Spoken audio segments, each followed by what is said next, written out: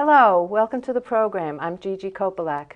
I'm sitting here looking at this fabulous catalog from the Hudson River Museum exhibition right now that's going on called Industrial Sublime. And with me here is my guest, Kirsten Jensen. She is one of the curators of this exhibition. Welcome, Kirsten. I'm so glad you're here. Happy to be here. Could you tell me a little bit about your background and how you got involved with this exhibition? Sure. I have a doctorate from the City University of New York.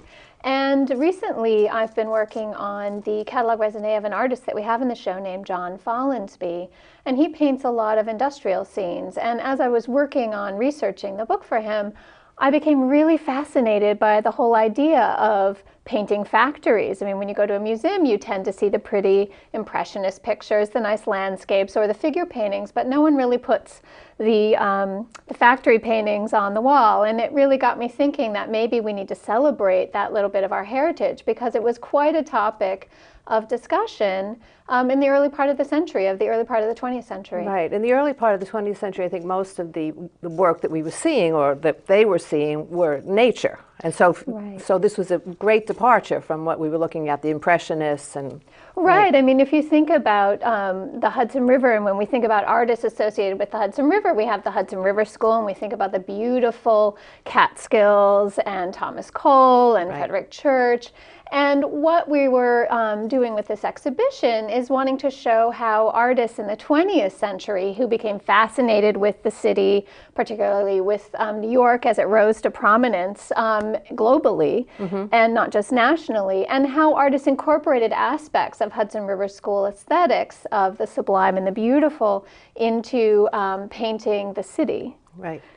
That's the thing that impressed me about the show, because we all have an image of what we I mean, just the word sublime is the one that you used. You know, let's define that for a moment. Just Sure. I mean, the sublime is anything that's sort of so awe-inspiring that it takes your breath away. So, you know, think about early Hudson River School artists painting the mountainous wilderness of the Catskills, and they would see these craggy rocks and the broad vistas from the peaks, and they would just stand in awe and look out at the majesty of the American wilderness. And in terms of industrial landscapes, as the turn of the century, we started building skyscrapers, right? The Woolworth building was the tallest building in the world for a while, and people were just awe-inspired and so taken over by these new developments of American culture, because skyscrapers don't exist in Europe, that they really became iconic symbols in the same way that the mountains were, and they inspired that same kind of breathtaking moment when you would see that skyline spread out before you. It takes your breath away, it shocks you, it leaves you speechless and takes you out of yourself for a moment. That's terrific, and I love the way you're describing it with so much enthusiasm. That's terrific. So let's take a look at one of the paintings. I think we're going to start with Shin. Sure. Everett Shin is his painting of the East River is one of the first, the oldest paintings in the exhibitions from 1898. So it sort of predates the 1900 cutoff that we're saying is the range for the show. And Shin was a member of a group of artists that we like to call the Ashcan School, who sort of were I wouldn't say they were against, but they were painting in a style that was much different from the American Impressionism that had dominated American culture in the previous 20 years. Yeah, I think of Ashcan as sort of taking a piece of life, a slice of life. I don't know, you can disagree with me if you want, but they're doing a lot of people, the boxers, the people working in the streets. It was sort of dark, though. Very dark. They were actually called gritty Ashcan painters because of the palette that they used. It was not a name that they ever gave to themselves. It was something that critics, upon seeing their exhibition in 1908, said, oh, they look like their palette comes from an Ashcan, right? So with Shin, we sort of get that idea of the horrible beautiful. He has this beautiful landscape as the sun is reflecting off of the water, and yet you know that the river is incredibly polluted, and we have these people at the end of their day diving into the water, and we sort of take a gulp in a moment thinking, oh my gosh, they're diving into that horribly polluted water. And then as you look closer, you start to see, you know, how we've got smokestacks and belching smoke and columns and wisps of mist and everything sort of hovering over the city. So you start to get a sense of this conjunction of the beautiful with the industrial. Right, I see that. And then one of my favorite painters is Robert Enright, and I think of him as a portrait painter.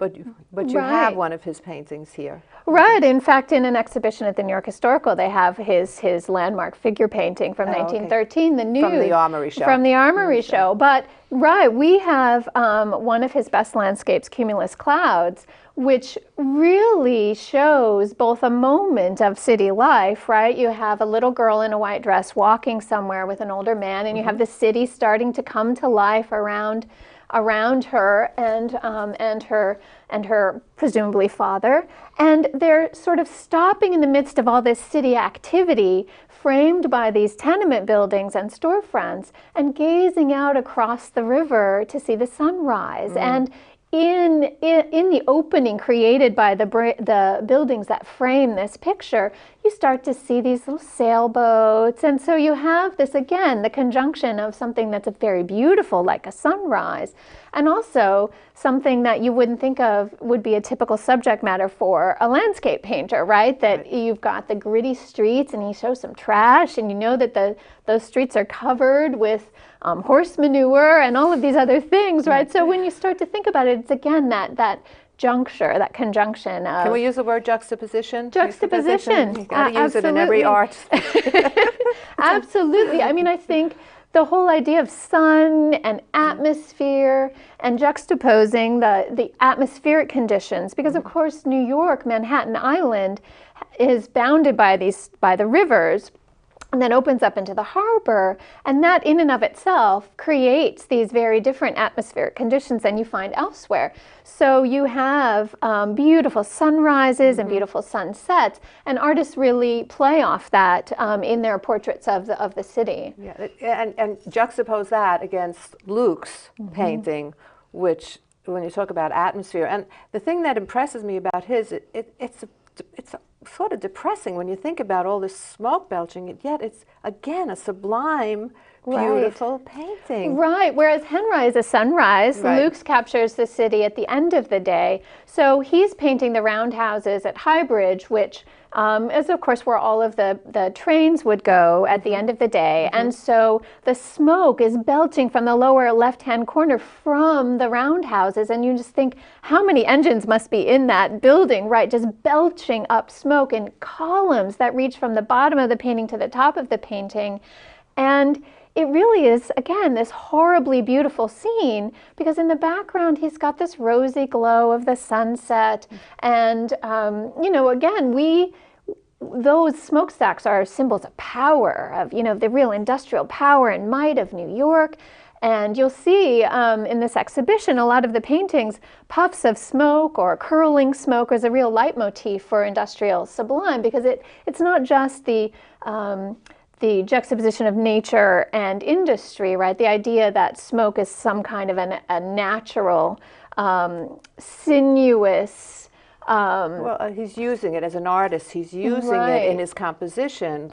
I'm just imagining him in front of there thinking, should I put them in? Or should I take them out? How high should they go? You know, I think it was brave as an artist to do that, put those smokestacks. And I really hope people go to see this show. But one of the things my husband and I loved about walking, because we went through, this is what this looked like in 1900. I know this spot. I know this is Spuyten and Duyvil. I know this is Highbridge. You know, it was fascinating. Right. I mean, think about him sitting on Highbridge and looking down and painting this scene. I mean, it's just really incredible. And he does such a great job of making it evocative and dreamy, something that, especially today when we look at pollution belching from smokestacks, we don't get inspired artistically at all. No. We think, my, how horrible, because we know what the pollution will cause. Whereas for Luke's, I mean, there may be some ambivalence there, but he sees the beauty in the scene, which most of the artists in the show. But I think the next artist, Lee, even though he's spelled L-I-E, you say Lee,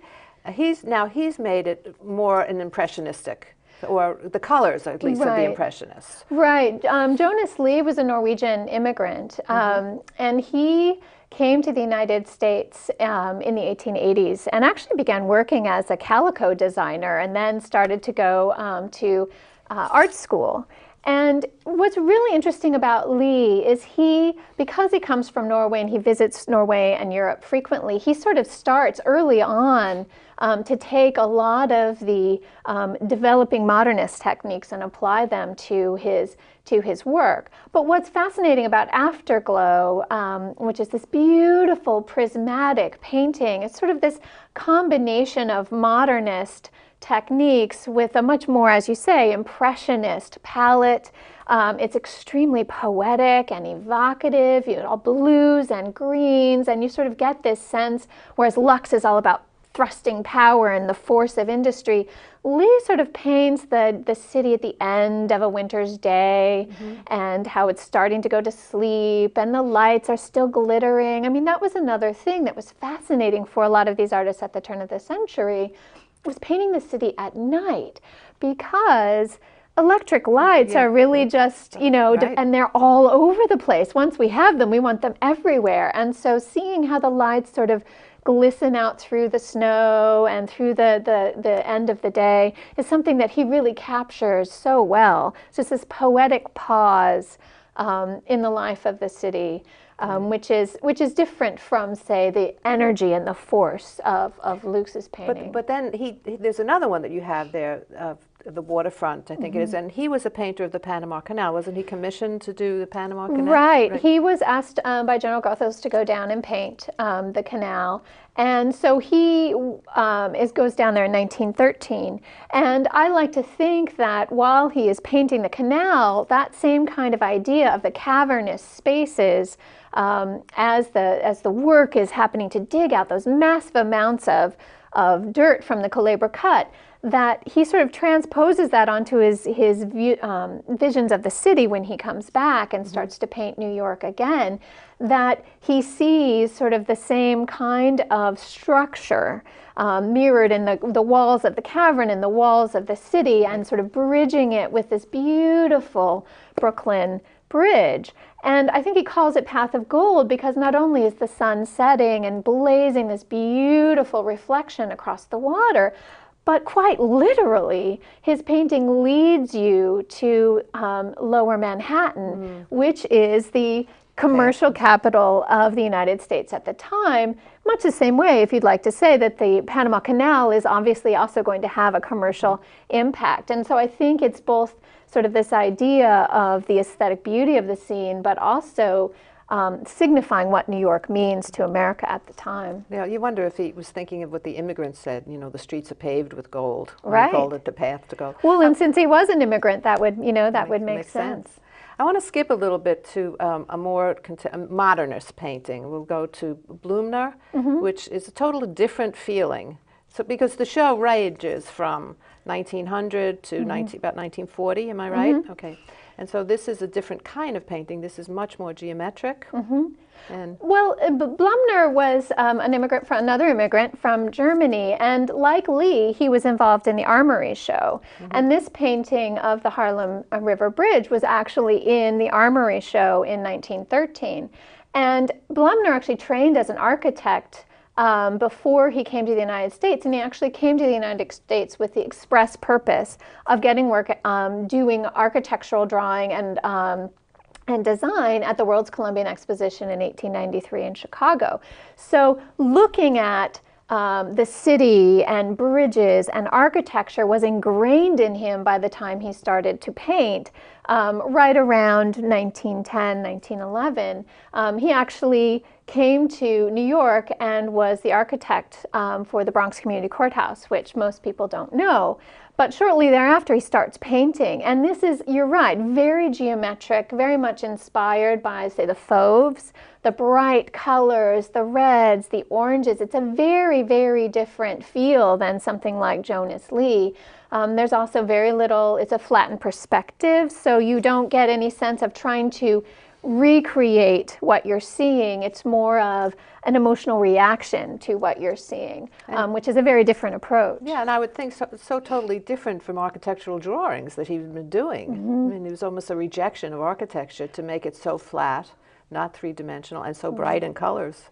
Yeah. But it's very modernist in that it's taking on that idea of structure and rigid geometry, which would be grounded in many ways in architecture. That's true. You know, the preference for line. And some of his later scenes of Passaic, of the factories in Passaic, are actually very beautifully rendered, but almost cubist. They sort of bridge this line between cubism and realistic landscape. I mean, they're just absolutely gorgeous. And this is sort of, because it's not quite as rigidly architectural as his later ones are, it's sort of a different evocation, but it's sort of showing the way of where his work will be going. Right. Now, you wrote a whole, what would you call it, thesis or an essay? An essay, thank you. Can't think of that word.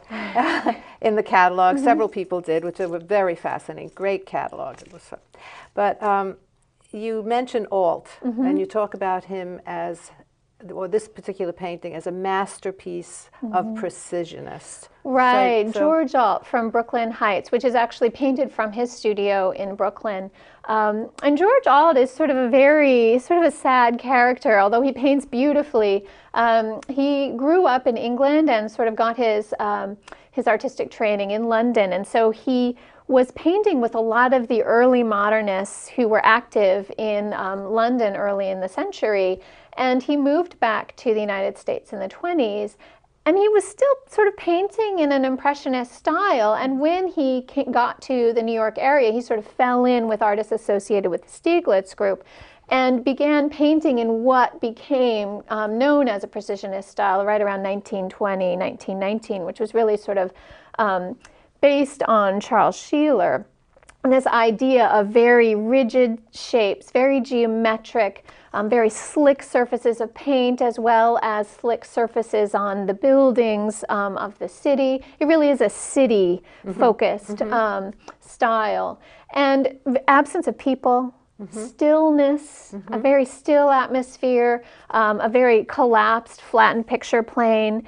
And George Alt, really, this painting really is sort of a masterpiece of that. He shows that he can switch from Impressionism to embodying this new mode of thinking and painting in the 1920s.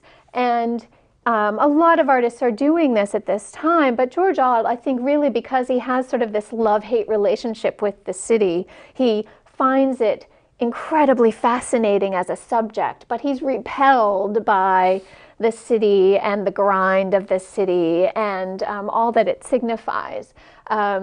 And so I think we sort of get this in this painting from Brooklyn Heights. I mean, it's sort of like the color leaches down from the city. The city is gray and smoke curls around it. The water of the river is yellow. I mean, it just sort of has this feel of, it's beautiful to look at, but I'm not sure I like it. You know, I've tried out the city, but I'm not sure I like it very much.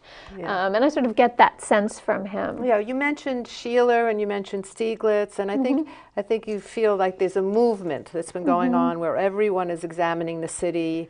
You have this photographers, and Stieglitz is a photographer. Stieglitz had a gallery named called 291, which not only showed European modernism, but also the emerging American moderns like John Marin, Alt, and Blumner, and George O'Keeffe, who later married him, right?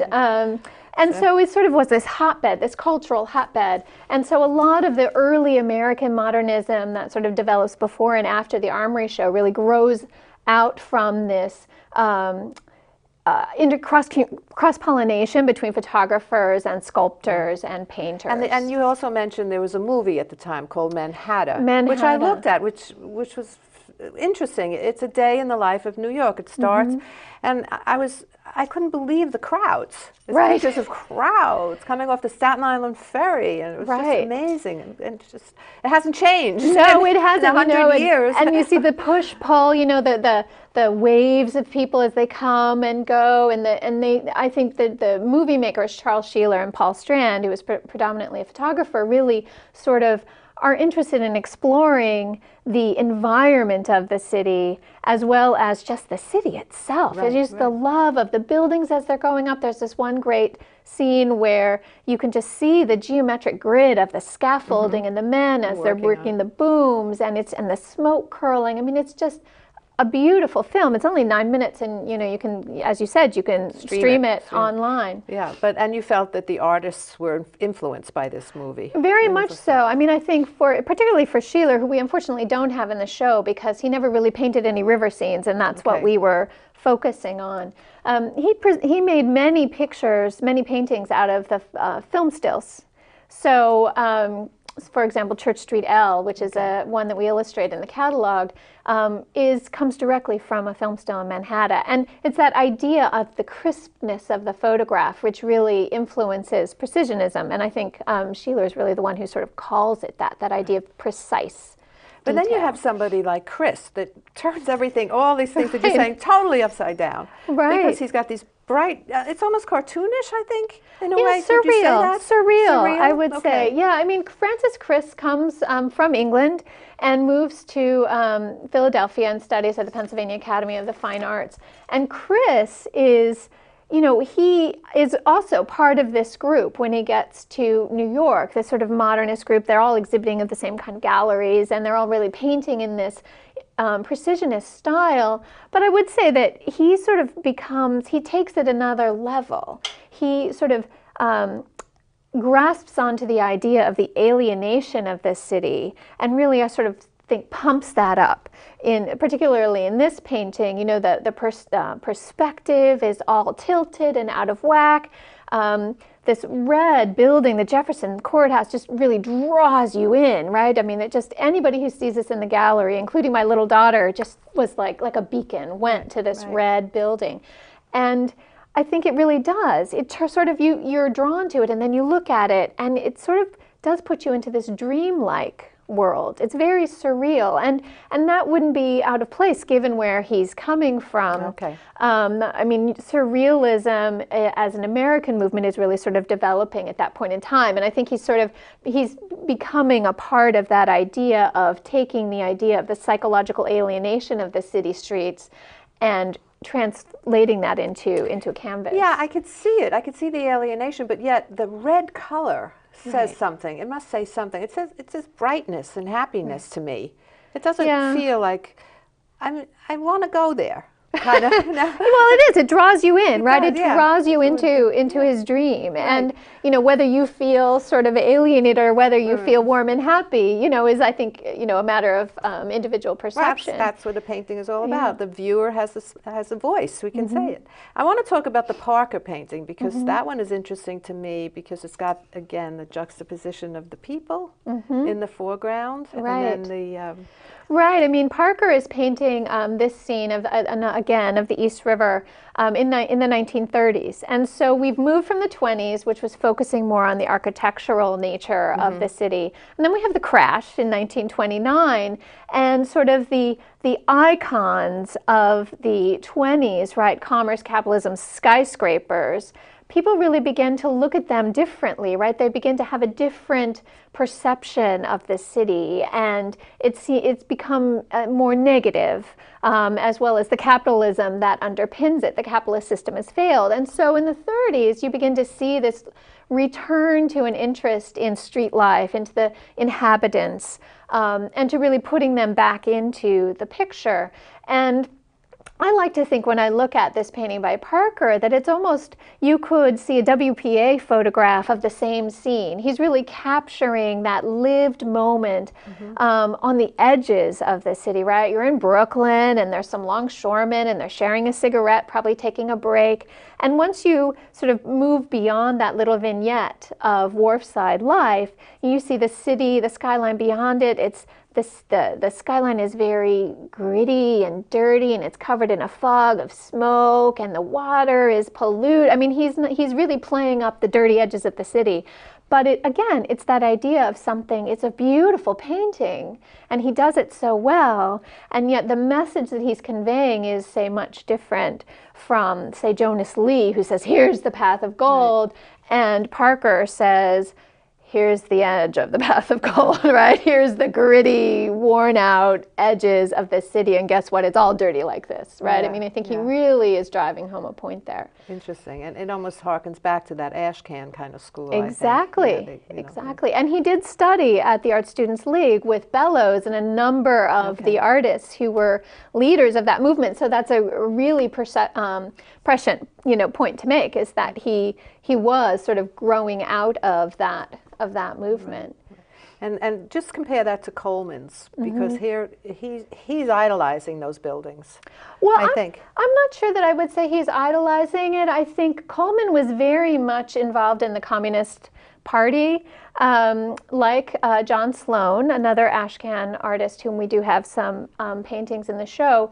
He was involved in this magazine called The Masses, which really sort of was very socialist in its message. So Coleman was very interested in the plight of the common man, and he himself was actually penniless. He was a starving artist throughout his career, and he's painting the Empire State Building right about when at its time of completion. So it's new and it's thrusting up from the ground, and he's looking at it from the edge of the 33rd Street, looking up at this beautiful gleaming tower.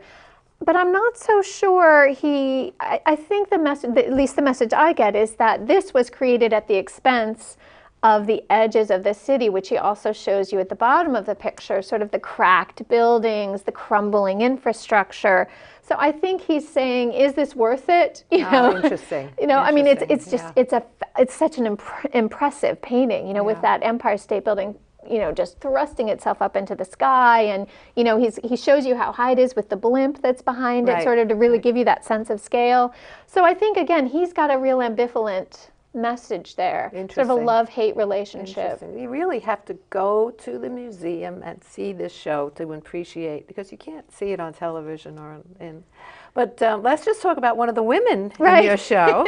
You have three of them, I think, three women that were painting, which is unusual for that time, but let's give her a heads up. Right. Well, I mean, it is. I mean, when we see this exhibition, I think the point is sort of drawn, pounded in, that it's a very masculine field. And we have three. Nina Garsoyan is one of them, and she's a Russian immigrant, and she's painting sort of FDR Drive right as when it's completed. And this is a very quiet painting compared to, say, Parker or some of the others. It's a subdued palette, very pastel, very washed out. And she's painting it from her window. She gives you a sense of that window view, so it makes it much more intimate, right? That intimate artist view, looking out at the water. No people again. Right. And because she's painting this right before America enters the Second World War, and she's a Russian immigrant, so she knows that friends and family are embroiled, I think this is sort of the pause before we enter the war and before New York makes its next step. Sort of like a breath just before. Yeah. I wish we had more time to do all of these paintings, but really I encourage people to go. And I want to just end with my favorite painting, and I love it. I know it's a big pipe in the water and it's New Jersey and it's oil refineries, but I don't know, you just stand in front of this painting and again, I get that sublime feeling. Thank you, Kirsten, so much. I can't believe that we have to end it, but we do. We have Thank you, time. Gigi. Appreciate your coming. It's been a pleasure. Thank you. And thank you for watching.